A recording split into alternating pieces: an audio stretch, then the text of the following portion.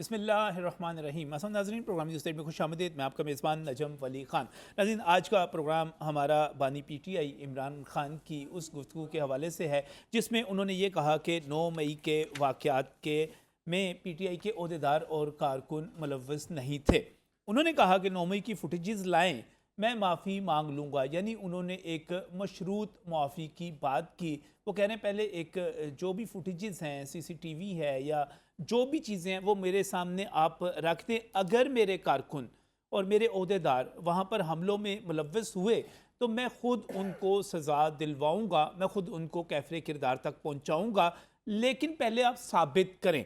तो आज का प्रोग्राम इसी हवाले से है और हम इमरान खान साहब की तरफ कुछ चीज़ें लेकर जाना चाह रहे हैं, उनको पेश करना चाह रहे हैं। उनके प्यारे जो है उन तक वो ज़रूर पहुँचाएँ कि खान साहब, जो आप कह रहे थे कि ये आपके कारकुन थे नहीं थे, अगर साबित हो जाए कि GHQ पर हमला करने वाले, कोर कमांडर हाउस पर हमला करने वाले, शोहदा की यादगारों पर हमले करने वाले आपके लीडर और कारकुन थे, तो आप माफ़ी भी मांगेंगे, उनको कैफरे किरदार तक भी पहुंचाएंगे। तो सर, एक लंबी चौड़ी मेरे पास फुटेजेस मौजूद हैं, रिकॉर्डिंग्स मौजूद हैं और मेरे साथ जो पैनलिस्ट हैं जो इस वक्त स्टूडियोज़ में मौजूद हैं, जनाब नईम मसूद साहब, जनाब मियाँ हबीब साहब, जनाब असद चौधरी साहब, इन सब के साथ मिलकर मैं चाहूँगा कि हम उन तमाम वीडियोस को देखें, उन तमाम चीज़ों को देखें और उसके बाद फ़ैसला करें कि PTI इसमें मुलव्वस थी कि नहीं थी। सबसे पहले चलते हैं हमारे कुछ रहनुमा हैं, यास्मीन राशिद से लेकर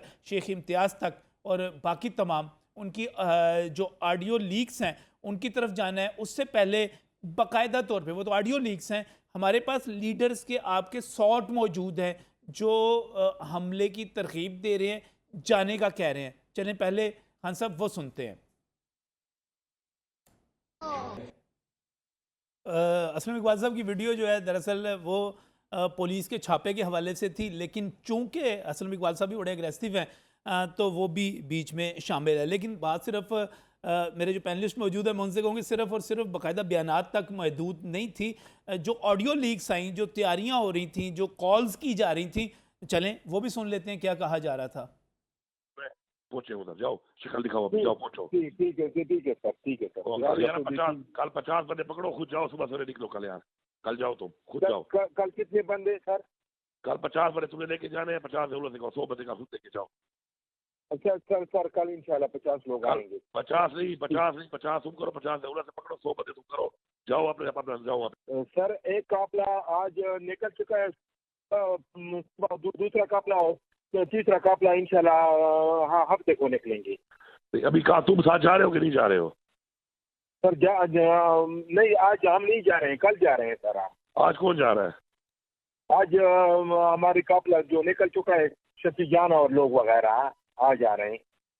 ठीक है, आज चले गए। वो लोग कितने बंदे हैं? मेरे ख्याल में 20-15 होंगी गाड़ियाँ।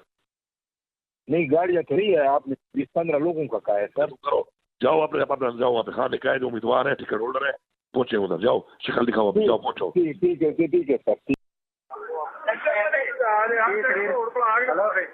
शेख साहब अपने अपने इलाके बंद करी रखने ने कि कोई सेंट्रल पॉइंट साडा जेड़ा है, ਅਸੀਂ ਇੱਥੇ ਹੁਣ कोर कमांडर ਤੇ ਉੱਥੇ ਸਾਰੀ ਦੁਨੀਆ ਇਕੱਠੀ ਹੋਈ ਹੈ। कोर कमांडर हाउस, हाँ, तो शेखपुर वाले भी फिर ਉੱਥੇ पहुंच गई है। हाँ हाँ जी, चलो जी।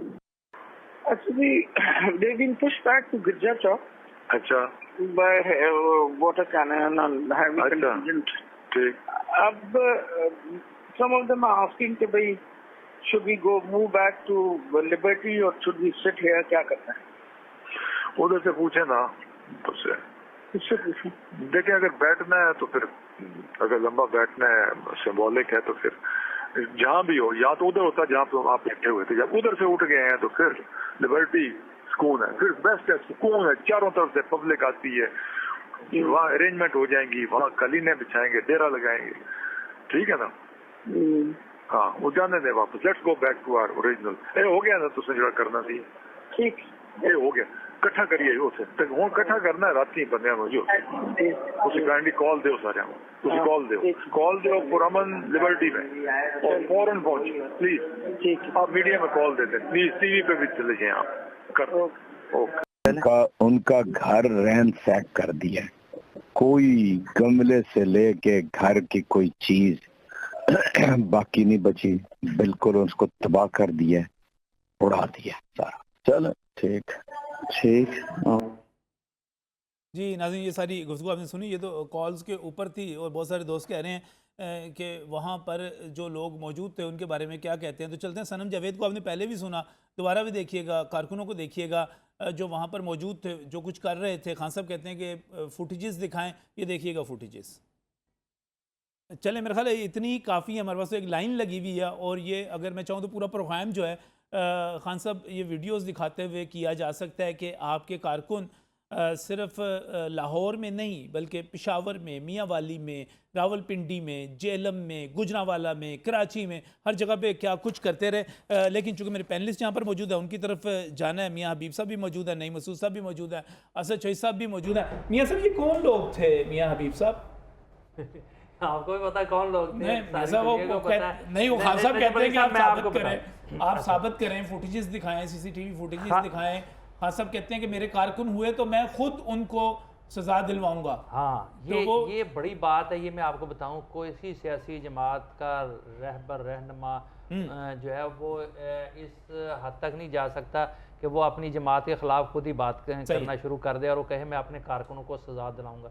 इसका मतलब ये है कि खान साहब दो मतलब लिए जा सकते हैं। या तो खान साहब बहुत तंग आ चुके हैं और कहते हैं मेरी जान छुटे, उसमें बाकियों को सजा होती है तो हो जाए, एक। और दूसरा, याद उन्हें कहीं से ये यकीन दहानी करवाई गई है कि आप माफ़ी शाफ़ी से आपकी तलाफ़ी हो जाएगी, आप इसको कबूल कर लें कि जी हमने ये किया था और उसके बाद आप माफ़ी मांग लें और मामला जो है वो ठीक हो जाए। नहीं, मैं ये बताएं ना, आप पीटीआई के लिए जो है बड़े हमदर्दी के जज्बात भी रखते हैं, मुझे बताएं ये लोग कौन थे, ये पीटीआई के थे कि नहीं थे? देखें, बात यह है कि ये दुरुस्त है, आपने जितनी फुटेज चलाई लोग उसमें कह भी रहे हैं कि हमारे खां को ऐसे हुआ तो हम ऐसे कर देंगे और इन्होंने रेड लाइन क्रॉस की, फलां क्रॉस किया, ये किया। उसमें लीडरशिप के बयानात भी हैं कि वहाँ चलें। लेकिन असल में बात यह है कि ये वीडियोस जो हैं ये क्या कानूनी शहादत के पर पूरा उतरती हैं? मेरी बात सुन लेना, मेरी बात सुन, दिल पे हाथ रख के मेरी बात सुन ले। जब हम साबित करने के लिए जो है ना, ये बिल्कुल दुरुस्त है। यही तो वजह पाकिस्तान का निज़ामे इंसाफ जो है ना, उसमें नहीं ना। अब आप अगर सजा नहीं दे सकते, अगर रियासत में के साथ, मैं देखिए मेरी बात सुने नजम, आप काजी फायजी साहब बन जाएं, आप साकिब निसार बन जाएं, आप उमर तैयब बंदयाल बन जाएं, आप बताएं कि ये थे कि नहीं थे? ये मेरी बात सुने, मुझे पता है, सारी दुनिया जानती है कि कोर कमांडर लाहौर के घर में आग लगी थी, लोग वहां से सामान उठा के चले गए थे, उसके बाद मजमा था और लोग उनके घर में घुसे हुए थे, उन्होंने जान बचा के भागे। कौन लोग थे? लोग थे ना, पीटीआई के थे या जिसके भी लोग थे ना। एक मिनट मेरी बात, मेरे कहने से फर्क नहीं पड़ना, मैं आपको बताता हूँ ना। अच्छा, ये मुझे ये बता दें, यार मेरी बात सुने ना, नजम वली के कहने पे सजा हो यानी किसी को ना, मियाँ हबीब के कहने से सच बोलना छोड़ सकता है। मैं आपको बताता हूँ ना, अब मैं आपको बताता हूँ कि क्या वजह क्या बनी है, क्यों इनको सजा नहीं हो रही या क्यों ये केस स्टैब्लिश नहीं हो रहे। एक तो देखें, जिसके घर पर हमला हुआ था, क्या उसने कोई अपनी तरफ से मुकदमा दर्ज करवाया? नहीं करवाया। उसका मुद्दई कौन है? उसका मुद्दई है आपकी पुलिस। और आपकी पुलिस ने इतने बड़े बड़े ब्लंडर किए हुए हैं ना, कोई ये इनमें से आधे से ज्यादा लोगों को सजा नहीं हो सकती। एक उन्होंने एक बंदे को 6 जगहों पे जाहिर किया हुआ है, सबसे बड़ी गलती उन्होंने ये की है। और फिर उसके बाद इतनी नाकस प्रोसिक्यूशन है ना आपकी, आप साबित ही नहीं कर सकते। अदालत जो है ना वो ये नहीं मानती कि ये, मुझे नहीं पता अब ये फुटेज की कानूनी शहादत में कितनी अहमियत है, इस पे सजा हो सकती है कि नहीं हो सकती, लेकिन उसके लिए गवाह जरूरी है। यार मेरी बात, ये लोग पीटीआई, ये पीपल्स पार्टी के थे, ये मुस्लिम लीग नून के थे, जमात इस्लामी के थे, एमक्यूएम के थे, एएनपी के थे, किसके थे? यार अल्लाह ताला से बड़ी तो कोई जात नहीं है ना। अल्लाह ताला को पता है ना किस बंदे ने क्या गुनाह किया है। सही है। इसके बावजूद कब्र में पूछा जाएगा, उठ बंदे 10 तुमने क्या किया है। ठीक है, इसी तरीके से हर बंदे, देखिए तरीका कानून में सिस्टम है, एक हमारे यहाँ कत्ल के मुल्ज़म क्यों छूट जाते हैं? पता होता है इन्होंने कत्ल किया है, लेकिन इसके बावजूद छूट जाते हैं। उसकी वजह प्रोसिक्यूशन की गलती होती है कि वो सही तरह साबित नहीं कर सकते कि ये इन्होंने कत्ल किया है। खान साहब कह रहे थे कि दिखाएं ये बंदे कौन है, ये बंदे कौन है, तो वो तो कह रहे हैं कि साबित कर दें, तो मैं इनको निकाल भी देता हूं, मैं इनको सजा भी दिलवाता हूं, तो आप सजा दिलवाएं ना। वो खान साहब को बताएं कि ये बंदे थे जनाब, इनको निकालें, इन्होंने ये कसूर किया है, और आप इनको सजाएं भी दिलवाएं। और वो तो खुद कहता है कि मैं सजाएं दिलवाने के लिए। खान साहब तो खुद कह रहे हैं सजाएं दिलाएं जी, ठीक है। खान साहब, मैं पहले तो ये कि वीडियोस देख के बहुत ही कह लें कि एक सदमे में दोबारा चला गया। 9 मई जो है वो हमें दोबारा जो है ना वो याद करवा दिया है खान ने अपनी नाकबत अंदेशी की वजह से। ये वीडियोस फुटेजेस जिस तरह से चल रही हैं, लोगों के जज्बात दोबारा उसी तरह से मजरूह हो रहे हैं। और ये कि जिस तरह से अल्ताफ़ हुसैन के बारे में सारी दुनिया को पता था कि भत्ताखोरी करवाता है, टारगेट किलिंग करवाता है, कराची में दहशतगर्दी करवाता है, उसका अपना एक मिलिटेंसी विंग है, लेकिन लाखों लोग उसके सामने जो है वो इस तरह से बैठते थे जैसे वो कोई उनका भगवान होता है। तो वो एक सच है, वो सबको पता होता था, लेकिन उस सच को साबित नहीं किया जा सकता था। इमरान फारूक का कत्ल जो है वो भी पता था कि किसने करवाया। तो इसी तरह से ये एक सच है, सबको पता है कि ये पीटीआई के लोग थे, अपनी वीडियोस खुद बना रहे हैं। उस दिन इनकलाब लेके आ रहे थे, अब वो इनकलाब जो है उनका कामयाब नहीं हुआ, वरना वो अपना उसमें हिस्सा डाल के रिकॉर्डिंग करवा रहे थे कि जी हम भी उसके अंदर शामिल थे जब ये इनकलाब आया था। तो अगर फ़ौज जो है वो उसने अपने दर्जनों के हिसाब से जनरल्स तक जो है वो सबूतों के साथ उस बगावत का हिस्सा बनने की वजह से निकाल दिए हैं, तो फ़ौज के पास ये इनके बारे में भी काफ़ी ज़्यादा शवाहिद है जो ट्रायल में पेश किए जाएंगे। ये जो ज़मानतें मिली हैं, ये कोई ये नहीं है कि ये बरियत हो गई है, ये सारे ट्रायल में भी जाएंगे। और इसके अलावा इन वीडियोस फुटेजेस के अलावा बहुत सी कम्युनिकेशन रिकॉर्ड है जो लीडर्स का अपने दूसरे रहनुमाओं के साथ था। खान साहब इतने कॉन्फिडेंट क्यों हैं? क्यों कि वो कहते हैं ले आए फुटेजेस, वो बहुत ज़्यादा उनकी जो गुफ्तगू सामने आई है। खान को अगर कोई बंदा संजीदा लेता है तो मैं समझता हूँ कि मुझे उसकी जो है ना वो बसीरत के ऊपर भी क्वेश्चन मैं कर ले। वो लीडर सर देखें, एक बंदा एक घंटे बाद बयान बदलता है, फिर उसके बाद वो दोबारा दूसरा बयान दे देता है, तो इसलिए उसकी जो तौजीहात हैं उनमें तो हमें जाने की ज़रूरत नहीं। वो तो निकलता है रोज़ और एक नई सोच लेके आता है, वो एक यवली मारता है, फिर वापस चला जाता है, सारा दिन मीडिया उसको डिस्कस करता है।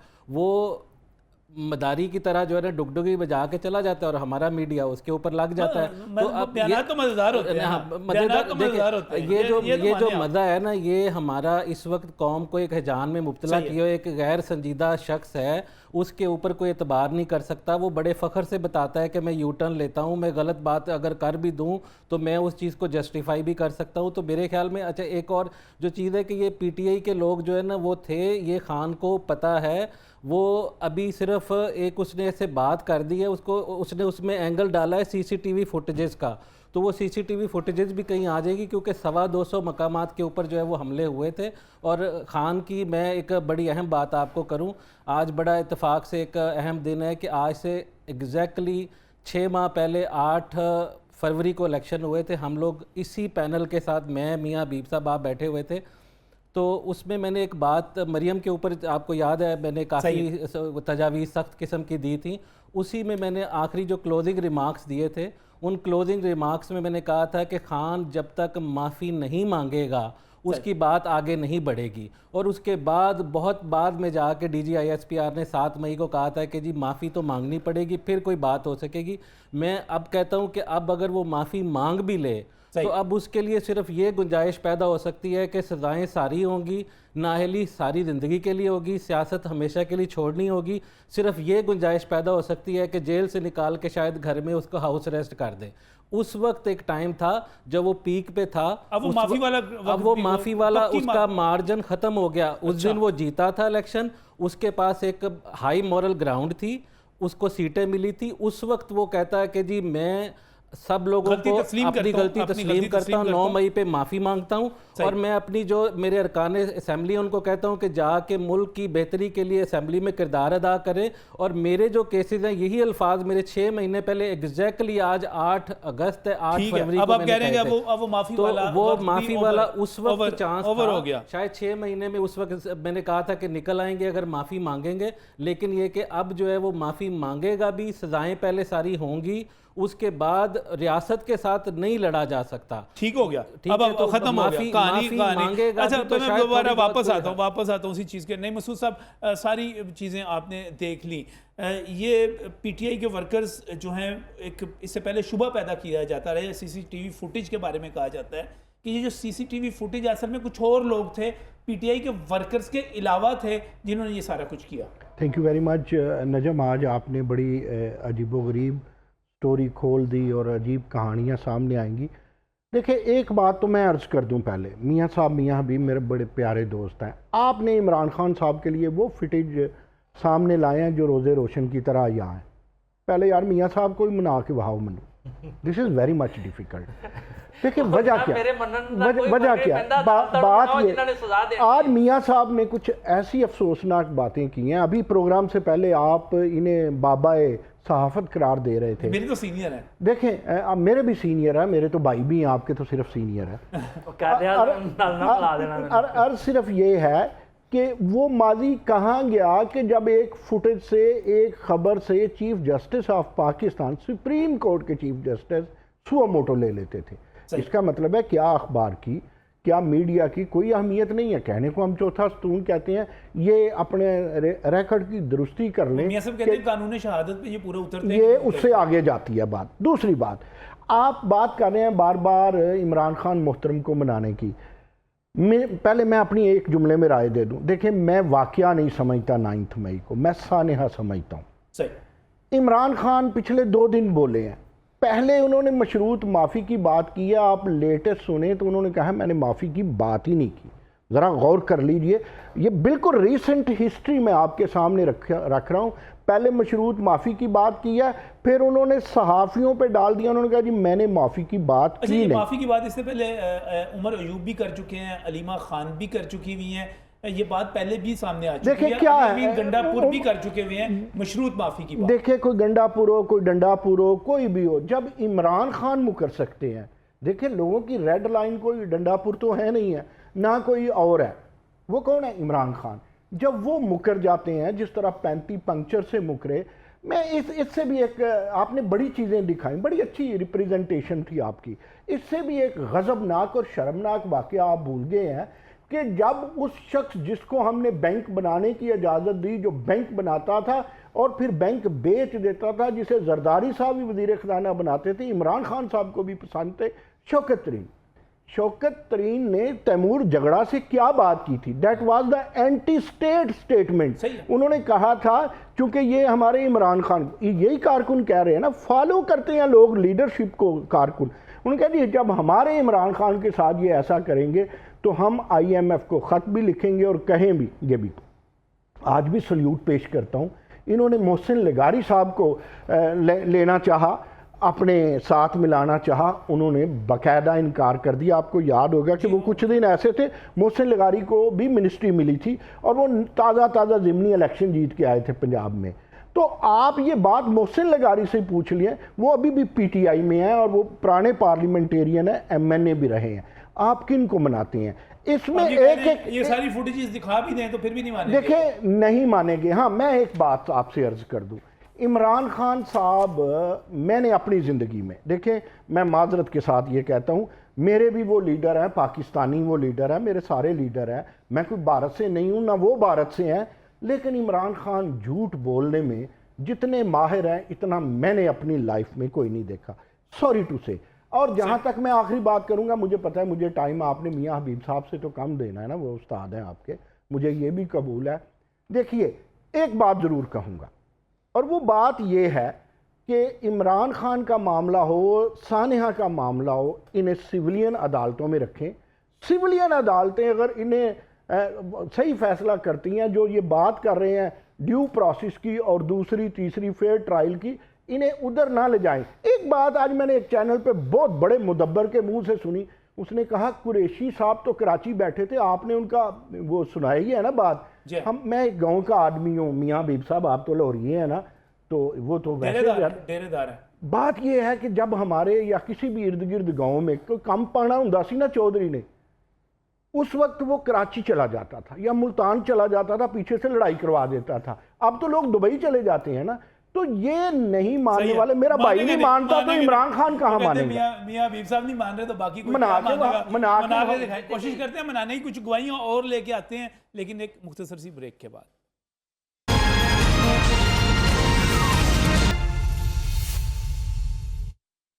बानी पीटीआई कहते हैं कि उनको फुटेजेस दिखा दी जाएं और अगर उनके कारकुन मुलव्वस हुए, उनके अहदेदार मुलव्वस हुए तो वो ख़ुद उनको सज़ाएं दिलवाएंगे।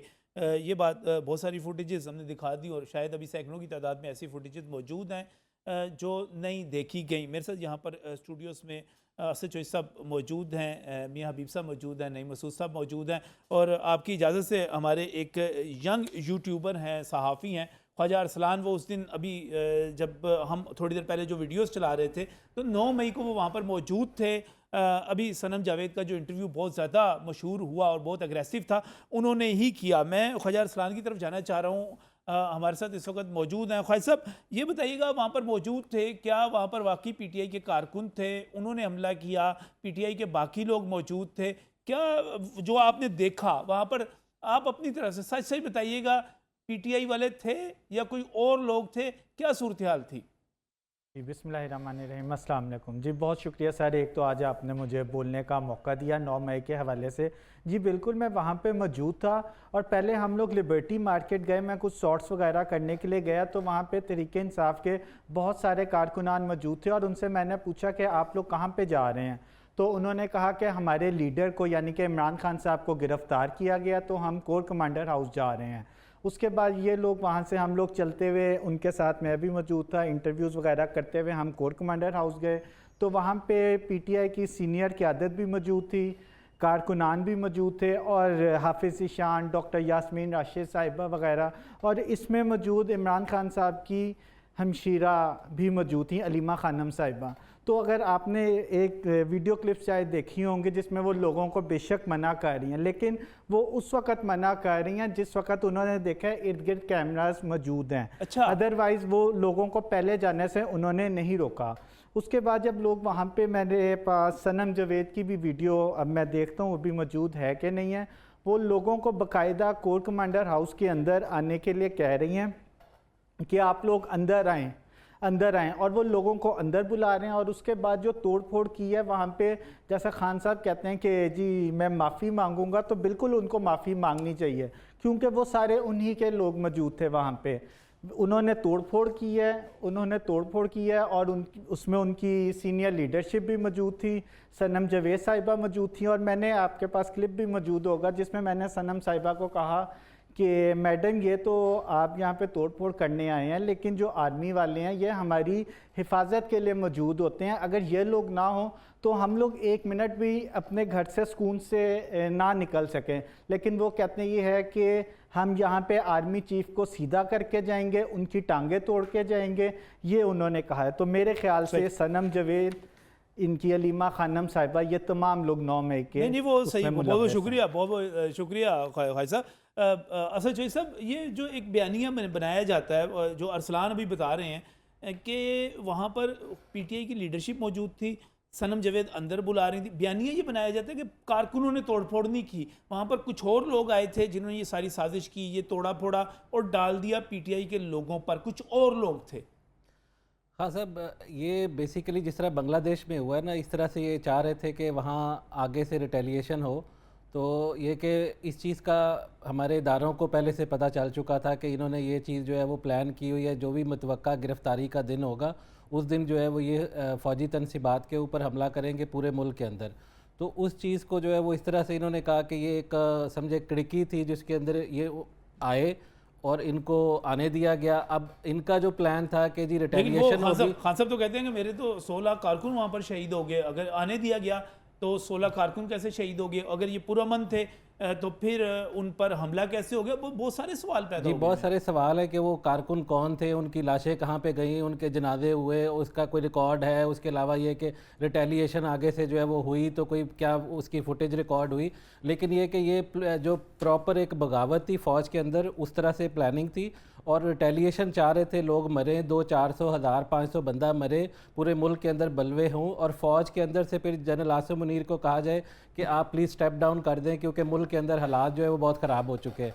तो इस चीज़ का पहले से इदारों को जब पता चला तो उन्होंने कहा कि इनको आने दें, और पीछे जो है वो हटते चले गए और इनको खुला रास्ता दे दिया। जो इनका अमूमी तौर पे प्रोपेगेंडा होता है कि जी यहाँ पे तो बहुत ज़्यादा सिक्योरिटी होती है, तो वो आगे जो है वो फोर्ट्रेस से आगे क्यों जाने दिया गया और वहाँ से आगे रोका क्यों नहीं गया, क्योंकि वो यही चाह रहे थे कि ये रोकें और उसके बाद अवाम आगे से उनके ऊपर जो है वो इश्तिहाल उनको दिलाएं, फायरिंग करें, पथराव करें, उनको मारें और फिर वो आगे से गोली चलाएं और जो उनका एक मंसूबा था वो कामयाब हो। तो वो मंसूबा कामयाब नहीं होने दिया गया। 9 मई को फ़ौज ने अपनी इस्ते नफ्स को मजरूह करके एक बहुत बड़ा जो मंसूबा है जो दुश्मन ने बनाया था, जो बहुत से ममालिक की उसके अंदर कॉन्स्पिरेसी भी शामिल थी, वो मंसूबा नाकाम बनाया। वो उस दिन 9 मई जो है वो फ़ौज की वक्ती तौर पे हार थी। मैंने उसके बारे में ये कहता हूँ कि कुछ घंटे फ़ौज के इन्होंने चुराए थे, वो इनकी पूरी ज़िंदगी चुरा लेंगे।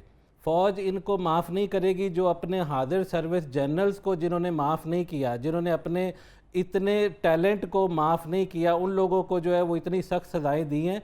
तो ये वो लोग थे, वो दहशतगर्द थे जिन्होंने पाकिस्तान के इदारों को उस तरह से जाके अटैक किया है उन तनसीबात के ऊपर कि भारत भी आज तक इस तरह से वहाँ पे दाखिल नहीं हो सका और वहाँ पे अटैक नहीं कर सका। तो इस चीज़ को मेरा ख्याल है कि जितना मर्जी प्ले कर ले, लेकिन ये कि यही लोग थे और इनको सख्त सजाएं मिलेंगी। ये मियां साहब एक और बड़ी कंट्रोवर्सी पैदा हो जाती है। एक तरफ कहा जाता है कि आपने रोका क्यों नहीं, ये आज तक ये सवाल तलब ये सवाल मौजूद है ना। वो तो कह रहे हैं कि एक पता चल गया था, उनको कहा आओ ज़रा आगे देखो, ज़रा आके कर लो। लेकिन उसके साथ ही खान साहब ने एक और चीज़ कह दी कि हमारे 16 कारकुन जो हैं उनको शहीद किया गया, कुछ की टांगें तोड़ी गई, कुछ के साथ ये किया गया, इतने ज़ख्मी किए गए। तो ये एक कंट्राडिक्शन आ गई। एक तरफ कह रहे हैं कि आने दिया गया, दूसरी तरफ कह रहे हैं 16 बंदे मर गए। अब 16 बंदे मर गए तो बड़ा जायज़ सा सवाल है कि फिर उनके जनाजे कहाँ पे हुए, उनकी कोई वीडियोज़, उनकी कोई चीज़, क्या सिर्फ पुलिस के दबाव पर, जैसा अगला सवाल हुआ, तो क्या सिर्फ पुलिस के दबाव पर ही सारा कुछ रोक लिया गया? नहीं, मेरा नहीं ख्याल कि पुलिस के दबाव पर। असल में मसला यह है कि देखें 3-4 चीज़ें, कंट्राडिक्शंस हैं बहुत बड़ी। कानून नाफज करने वाले अदारे जो है ना, उनका सबसे पहला काम ही होता है कि जुर्म होने से रोकें। ठीक है, जुर्म होने में मददगार ना साबित हो, बल्कि जुर्म होने से पहले वो लाशें मिल जाती हैं ना, तो वो तो देखिए बता रहे हैं ना। बात ये है कि ये मैं एक असूली बात कर रहा हूँ। अब इसमें क्या हिकमत थी, क्यों उन्हें जाने दिया गया, ये सेकेंडरी सवाल है। पहला ये कि क्यों नहीं रोका, आज तक इसका जवाब किसी ने नहीं दिया कि क्यों नहीं रोका। ऑफिशियली इसका कोई जवाब नहीं है। एक अच्छा, दूसरी बात यह है कि देखें, मैंने पहले भी कहा कि वो वहाँ आग लगी, वहाँ तोड़फोड़ हुई, लोगों ने लूटमार की, सब कुछ है। एक एक बंदे की फुटेज मौजूद है कि ये बंदा ये सामान लेके जा रहा है, इस बंदे ने आग लगाई है, इस बंदे का एक्ट ये था, इसने ये काम किया। अच्छा, वो जितने लोग थे उनको अभी तक हमारी रियासत जो है वो उन पर जुर्म साबित करके उनको सजा नहीं दिलवा सकी, जो सबसे बड़ा बहाम है, जिसका फायदा जो है वो तहरीक इंसाफ को हो रहा है, जिसकी वजह से भी है, अदलिया की वजह से है। रियासत का एक आर्गन है ना अदलिया भी, तो इसका मतलब है आपका सिस्टम ठीक नहीं है ना। नहीं तो अदलिया जो है वो तो इस वक्त डायरेक्ट कन्फेडरेशन में है ना फौज के साथ। फिर अगर अदलिया लहदा से उनका कोई मुतमईन नजर है, फौज का लहदा से है, पार्लियामेंट का लहदा है, तो फिर और ब्यूरोक्रेसी का लहदा है, तो फिर इस मुल्क का अल्लाह ही हाफिज है। ठीक है, देखें चलो इसी पर राय जरा नहीं मसूद साहब, आप ये पूरा मंजरनामा क्लियर हो गया। एक तरफ 16 लाशों की बात की जा रही है, एक तरफ कहा जा रहा है कि उनको आने क्यों दिया गया, पुरअमन तरीके से वो चले गए, रोका ही नहीं गया। है कहानी क्या है ये? देखिए, कहानी बड़ी सिंपल है। कहानी सिंपल ये है कि जिस तरह मियाँ साहब फरमा रहे हैं कि जुर्म को सरजद होने से पहले रोका जाए, यही स्टेट ने किया, वरना बहुत सारी लाशें होती। उसमें किसका नुकसान था? पाकिस्तानियों के। लाशें किन की होनी थी? हमारे भाइयों की, हमारी बहनों की। तो मेरा ख्याल है स्टेट ने बड़ी अक्लमंदी का मुजाहरा किया। हम कहने को ये हम कहने को लाशों वाली बात फिर ठीक है नहीं, वो तो देखें वो बात इस काबिल ही नहीं है कि की जाए। इस संजीदा मौजू में वो एक इतना बड़ा लतीफ़ा छोड़ा गया कि वो बात आप रहने ही दें, उस बात का वजूद ही नहीं है। अफसाने के लिए तो हम प्रोग्राम नहीं कर रहे ना। तो कम अज़ कम मैं, आप और मियाँ साहब और चौधरी साहब समझते हैं कि ये अफसानवी बात है। अर्ज मैं ये कर रहा हूँ कि कुछ एक राय आती है कि जनाब अगर ज़मान पार्क से जूते खा के पुलिस वापस ना आती, बड़े बड़े ऑफिसर जूते खा के वापस ना आते, पेट्रोल पंपों के हमले हुए तो वहाँ तो माना भी ना उन्होंने हमारे पास, ये तो बानिए तहरीक इंसाफ ने माना हमारे पास तो कुछ नहीं था, पेट्रोल बम, वो बम थे, वो भी कोई आतिशगीर मादे से काम नहीं होते। राय ये बता रहा हूँ कि लोग कहते हैं कि जूते खा के क्यों आई पुलिस, क्या पुलिस कमज़ोर थी या वहाँ लाखों। आपको याद होगा मैं और मियाँ साहब प्रोग्राम वाले दिन, जिस दिन लॉन्ग मार्च था, बैठे थे और मियाँ साहब मेरे साथ नाराज़ हो गए थे। मैंने कहा था मैं वहाँ से आया हूँ, 10,000 बंदा है। इन्होंने कहा जी लाखों बंदे हो जाएंगे। मैंने कहा 50,000 20,000 हो जाएं तो मैं आपको खाना खिलाऊंगा, याद होगा आपको। देखें इतना कुछ ही होना, ये मैंने बात क्यों की, पुलिस ने या समझे स्टेट ने, आप लोग स्टेट का नाम, बड़ा नाम इस्तेमाल कर रहे हैं, स्टेट ने इन्हें मौका दिया कि चलें ये एहतजाज कर ले, लेकिन इन्होंने स्टेट को कमज़ोर समझ लिया। जब क़यादत अपने कारकुनान को कंट्रोल ना कर पाए तो वो सियासतदान तो हो सकते हैं, स्टेट्समैन नहीं हो सकते। ये आपने देखा कि इमरान खान वज़ीर आज़म होते हुए भी, अपोजिशन होते हुए भी मोस्ट पॉपुलर लीडर ज़रूर हो गए, लेकिन स्टेट्समैन नहीं हो सके। जो लाए उन्हीं के पीछे पड़ गए। अब जो इनसे मोहब्बत करते थे, नहीं मोहब्बत नहीं, वैसे इस्टेब्लिशमेंट इमरान खान से इश्क करती थी, वो इस्टेब्लिशमेंट के जिनकी अकेडमीज में आज लोगों के बड़े बड़े स्टार लग गए, उन्हें ये पढ़ाया जाता था कि नवाज शरीफ और इमरान खान चोर हैं, नवाज शरीफ और बेनज़ीर चोर है या जरदारी चोर, सॉरी इमरान खान, नवाज शरीफ और जरदारी चोर हैं। I am sorry. देखिए अब वही ऑफिसर मुझे भी मिले हैं, आपके भी दोस्त हैं और ऑफिसर हैं, वो कहते हैं यार नहीं मसूद, हम अब इसको कैसे बदले। वो पंजाबी की एक बात है, बेशक इसके बाद मुझे आप टाइम ना दीजिएगा, एस्टैब्लिशमेंट भी वो कहते ना हत्थां दियां दित्तियां दंदां नाल खोलनियां पैंदियां ने। ये एस्टैब्लिशमेंट है जिसकी वजह से इमरान खान सियासतदान बने, वज़ीर आज़म बने, और आज जो मुल्क में अनारकी है एस्टैब्लिशमेंट की गलती थी। ये इमरान खान याद नहीं जिन्होंने बिल जला दिए थे और फिर जब घर की बिजली काट दी गई थी तो जमा भी ये करते हैं, हर चीज़ इस्तेमाल कर रहे हैं अवाम को। इमरान खान साहब ने उस दिन लाशें चाही थी और स्टेट ने उन्हें लाशें नहीं दी, और इमरान खान पर, तहरीक इंसाफ पर स्टेट ने 9 मई को एहसान किया है और बहुत बड़ा एहसान किया है। वो क्या? वो ये किया कि इनको इजाज़त दी है कि आप एहतजाज कर लें, और एहतजाज में उन्होंने उस तरह नहीं निपटा जिस तरह जमात इस्लामी, पीपल्स पार्टी और नून लीग से कभी कभी निपटा जाता। हम उन हिस्सों का, उन तहरीकों का हिस्सा रहे हैं। अच्छा, एक और नहीं मसूद साहब, अहम सवाल है। आज जो ताज़ा तरीन गुफ्तगू हुई उसमें भी फरमाया गया कि 2 महीने के बाद मुल्क में कुछ बड़ा होने वाला है, ये उन्होंने कल कहा था, और आज उन्होंने कहा कि 2 महीने बाद इस हुकूमत को नहीं देख रहा। अब मुझे समझ नहीं आ रही कि नहीं सर 2 महीने बाद ये हुकूमत कैसे ख़त्म हो सकती है? क्या शहबाज शरीफ इस्तीफ़ा दे देंगे, असम्बली तोड़ देंगे, पीपल्स पार्टी इस निज़ाम का धड़न तख्ता कर देगी, जन आसिम मुनीर जो हैं वो कोई मार्शल लॉ लगा देंगे, खान साहब कोई बहुत बड़ी अवामी क़ुव्वत के साथ आके सब पे कब्जा कर, 2 महीने बाद हुकूमत ख़त्म होने का क्या तरीका होगा? इट्स टोटली ब्लफ, पहली बात। दूसरी बात, मैं आपको एक अहम बात बता दूं, आपको पता है इतनी अहम नहीं है, दोस्त भी जानते हैं, नाजरीन भी जानते हैं, पीटीआई के मेंबराने कौमी असम्बली में से अबाउट 30 पीपल ऐसे हैं जो लिख के दे के आए हैं बाबा हमें जीतने दें। ये भी है ना 2018 में, अब ज़रा फॉर्म 47 की बात करते हैं तो वो इमरान खान को छोड़ जाएंगे, ये याद रखें। इमरान खान ने जो 2 माह की बात की है, ये बहुत सारे 2 माह की एक्सटेंशन की बात करेंगे। ये हुकूमत नहीं जाने वाली। स्टेट के लिए महंगाई अपनी जगह, बड़ी गलतियां इस हुकूमत में, हम नहीं मानते कि मसीहा है आसफ अली जरदारी या शहबाज शरीफ, लेकिन इसमें कोई शक नहीं है ये इमरान खान अगर इस मुल्क में आ जाते हैं, आज जो अनारकी है, आज जो सिविल नाफरमानी है, या 9 मई का जो सानिहा था, या आज जो महंगाई है 2017 में अच्छी तरह डील ना कर पाने की वजह से, सारी चीजें डालें, लेकिन एक चीज मैं डाल दूं, एक चीज मैंने आपके खिलाफ भी करनी है। फरमाइए। देखें, मुझे ये लगता है एक मियाँ साहब ने नुक्ता बहुत बड़ा उठाया, शहजाद भाई ने, मैंने, और आपने जवाब नहीं दिया। सवाल इनका ठीक था कि स्टेट इस लिहाज से कहाँ सजा क्यों नहीं दी जाती। मैं आपको बताऊं, मोहसिन नकवी साहब जो आपके वज़ीर दाखिला है, मैं उन्हें और वज़ीर आज़म को एक पेज पे नहीं देख रहा, और आज मेरी ये बात और इस्तकामत के साथ मुस्तहकम हो गई कि इतने शवाहद मौजूद हैं, वज़ीर दाखिला साहब इतने शवाहद मौजूद हैं, क्या हो रहा है आप किस ग्राउंड पे और किस तरफ खेल रहे हैं? उस राना सनाउल्लाह के बयान भी लगता है कि शायद बीच में जो है कुछ है, थोड़ी सी रिफ्ट है या कोई चीज़ है शायद, लेकिन बाद में मुलाकातें भी हुई, बड़ी अच्छी हुई। मियाँ साहब 2 महीने बाद हुकूमत ख़त्म। यार नजम, बात यह है कि 2 महीने बाद हुकूमत के वैसे जाने की आपने बात दुरुस्त की है कि कोई तुक बनता नहीं है कि कोई नज़र आ रहा हो कि इस तरह से हुकूमत चली जाएगी। लेकिन एक बात ज़रूर है, हुकूमत अपने पाँव पर खुद कुल्हाड़े मार रही है। और कौन सा कुल्हाड़ा मार रहा है? आज फिर बिजली 2.5 रुपये महंगी कर दी। क्या करेंगे? क्या करें? टैक्सों के पैसे से दे? नहीं, 2.5 रुपये महंगी बिजली कर दी भाई।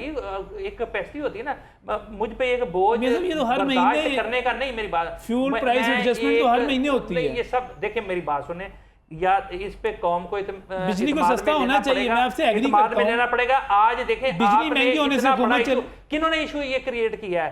ये जो निगरान वजीर था हुकूमत खत्म होने के बारे में अवाम बाहर निकल आएंगे तो हुकूमत खत्म हो जाएगी ना भाई। सबसे बड़ा थ्रेट अवाम है और कोई थ्रेट इस हुकूमत को नहीं है। अवाम निकल रहे हैं, एस्टेब्लिशमेंट इस हुकूमत के खान साहब के अंडर निकलेगी। किसके अंडर नहीं, किसी के अंडर ना निकले।